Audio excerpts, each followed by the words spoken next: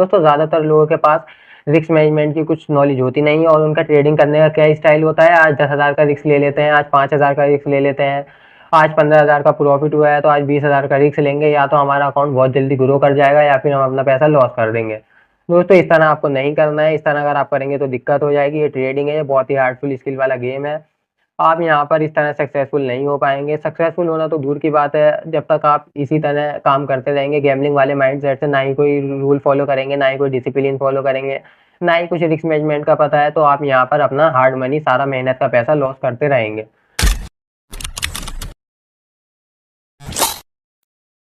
Guys कैसे हैं आप लोग? होप गाइस आप सब अच्छे होंगे। स्वागत है आपका एक और नए वीडियो में। दोस्तों आज की इस वीडियो में हम बात करने वाले हैं रिस्क मैनेजमेंट की। रिस्क मैनेजमेंट क्या होता है, इसको ट्रेडिंग के अंदर क्यों यूज़ किया जाता है, इसको यूज़ करने का सही तरीका क्या होता है और इसको यूज़ करके हम ट्रेडिंग के अंदर किस तरह लॉन्ग टर्म में सर्वाइव कर सकते हैं। दोस्तों ज़्यादातर लोगों के पास रिस्क मैनेजमेंट की कुछ नॉलेज होती नहीं है और उनका ट्रेडिंग करने का क्या स्टाइल होता है, आज 10,000 का रिस्क ले लेते हैं, आज 5,000 का रिस्क ले लेते हैं, आज 15,000 का प्रॉफिट हुआ है तो आज 20,000 का रिस्क लेंगे, या तो हमारा अकाउंट बहुत जल्दी ग्रो कर जाएगा या फिर हम अपना पैसा लॉस कर देंगे।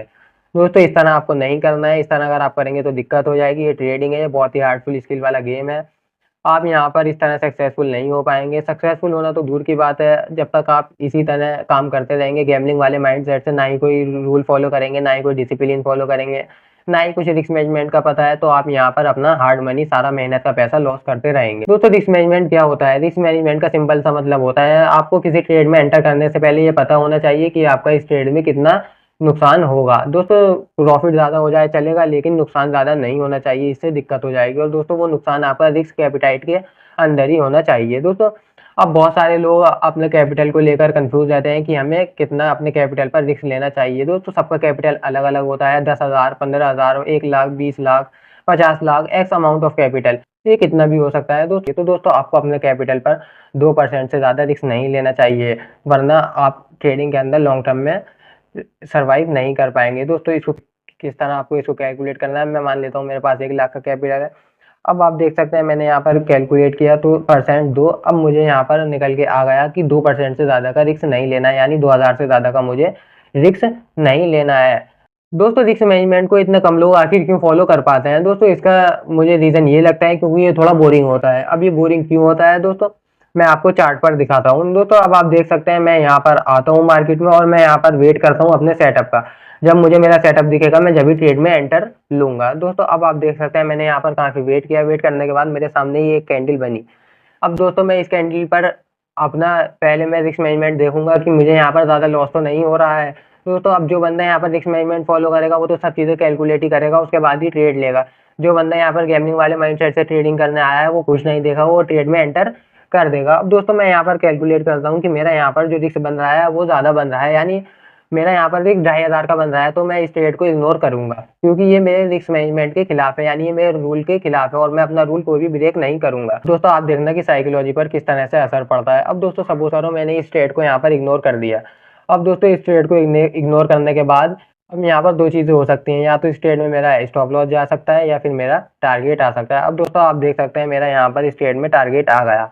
दोस्तों अब मेरी साइकोलॉजी क्या कहेगी कि यार मैंने इस ट्रेड को इग्नोर गलत करा, मुझे थोड़ा रिस्क ज़्यादा ले लेना चाहिए था। लेकिन अगर मैं नेगेटिव साइड देखता हूँ और मेरा इसमें अगर लॉस जात होता तो मैं क्या सोचता कि यार मैंने यहाँ पर सही किया, मैंने यहाँ पर अपना रूल फॉलो किया और मैंने यहाँ पर डिसिप्लिन को ब्रेक नहीं किया। दोस्तों इसी तरह यहाँ पर ट्रेडिंग में साइकोलॉजी पर असर पड़ता है, लेकिन ये असर हमारा साइकोलॉजी पर कब तक पड़ेगा, जब तक हम डिसिप्लिन फॉलो नहीं करेंगे, रूल बेस्ड ट्रेडिंग हम नहीं करेंगे।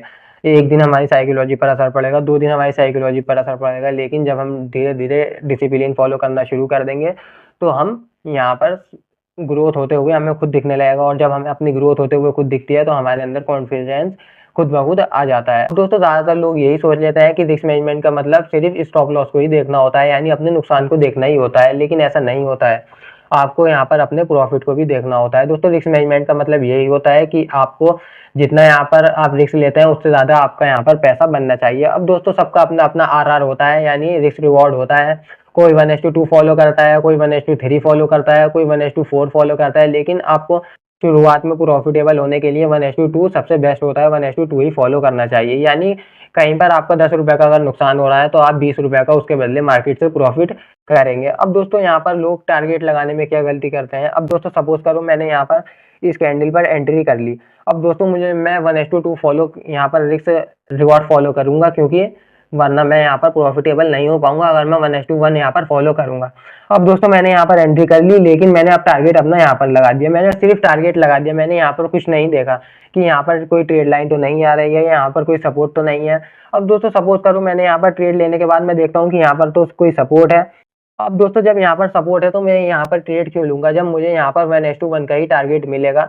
दोस्तों अभी सपोर्ट है तो यहाँ से बहुत ही ज़्यादा चांसेस हैं कि यहाँ से सेलिंग आ सकती है। इस सपोर्ट को ब्रेकआउट मार्केट नहीं करेगी, ब्रेकआउट भी कर सकती है पर ऐसा कंफर्म तो नहीं होता है दोस्तों। अब यहाँ पर सेलिंग आ सकती है, तो दोस्तों जब मेरा यहाँ पर 1:1 का ही टारगेट मुझे मिल रहा है तो मैं इस ट्रेड को क्यों लूँगा। बहुत सारे लोग ये गलती करते हैं, वो देखते नहीं है, बस अपना टारगेट लगा देते हैं। दोस्तों आपको रिस्क मैनेजमेंट का मतलब यही होता है, आपको स्टॉप लॉस और टारगेट दोनों चीज़ें देखनी चाहिए कि मार्केट में कोई ट्रेड लाइन तो नहीं आ रही है, मार्केट में कोई सपोर्ट तो नहीं है, या मार्केट में किसी तरह का कुछ वॉल्यूम वगैरह तो नहीं है, क्या कोई मार्केट में न्यूज़ तो नहीं है। ये सब चीज़ें आपको देखनी चाहिए। तो सपोज करो आप 1:2 का रिस्क रिवॉर्ड फॉलो करते हैं, यानी कहीं पर अगर आपके 10 रुपए लॉस होंगे तो आप उसके बदले 20 रुपए का प्रॉफिट लेते हैं।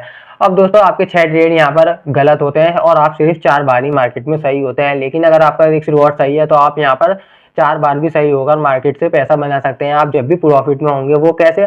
दोस्तों सपोज करो आप 10 रुपए का रिस्क लेते हैं और 20 रुपए का उसके बदले टारगेट रखते हैं। अब आपने 6 बार गलत हुए मार्केट में, तो आपका कितना नुकसान हुआ? आपने पर ट्रेड में मान लेते हैं 10,000 का रिस्क लिया, आपका कितना लॉस हुआ? आपका 60,000 रुपये मार्केट में लॉस हो गए। लेकिन अगर आप 4 बार सही होते हैं, यानी 4 बार मार्केट आपके फेवर में चलता है, आपका एनालिसिस सही जाता है, तो आप मार्केट से कितने पैसे कमाएंगे? आप मार्केट से 80,000 रुपये कमा चुके होंगे। अब आप 80,000 में से माइनस 60,000 रुपये कर देंगे तो आप 20,000 के जब भी प्रॉफिट में रहेंगे। तो दोस्तों यही होती है रिस्क रिवॉर्ड की पावर। दोस्तों बहुत सारे लोगों के अंदर लालच होता है और वो ये सोचते हैं कि हम यहाँ पर छोटी क्वांटिटी से क्यों ट्रेड करें, हम यहाँ पर बड़े पैसे से भी तो ट्रेड कर सकते हैं।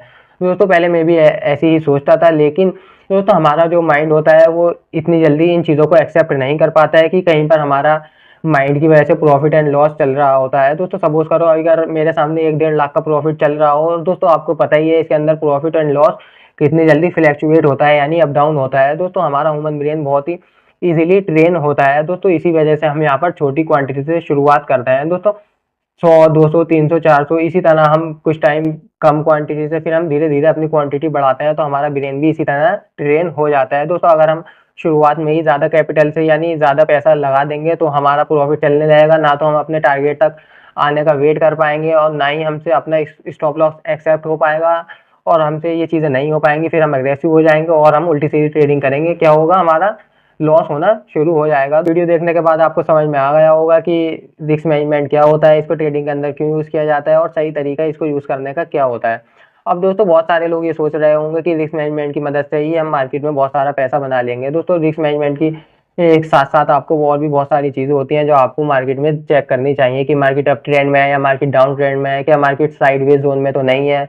ऐसा नहीं हो कि मार्केट डाउन ट्रेंड में और आप बाइंग का ट्रेड कर रहे हैं, या मार्केट अप ट्रेंड में है और आप सेलिंग का ट्रेड कर रहे हैं, तो वहाँ दिक्कत हो जाएगी। या आप जिस कैंडल पर एंट्री ले रहे हैं वो कैंडल ठीक-ठाक है या ठीक नहीं है, या डोजी कैंडल पर आपने एंट्री ले ली, या फिर मार्केट आपका स्टॉप लॉस हिट करता है और आपके मार्केट फेवर में चला जाता है, तो बहुत ही पेनफुल होता है। आपको एनालिसिस तो सही होता है, आप एनालिसिस करते हैं कि मार्केट में यहाँ से सेलिंग आएगी, सेलिंग आती भी है, लेकिन आपकी एंट्री वहाँ पर गलत हो जाती है। तो दोस्तों बिल्कुल डिसिप्लिन वे में आप काम करें, रूल बेस्ड ट्रेडिंग करें। किसी भी तरह का कुछ भी डाउट आपके मन में अभी है तो कमेंट सेक्शन में ज़रूर बताएं। दोस्तों मैं धीरे-धीरे आगे की वीडियो में ये सब चीज़ें कवर करूँगा, तो वीडियो को लाइक करें, चैनल को सब्सक्राइब करें और बेल नोटिफिकेशन को ऑल कर देना। तो दोस्तों मिलते हैं अपने अगले वीडियो में।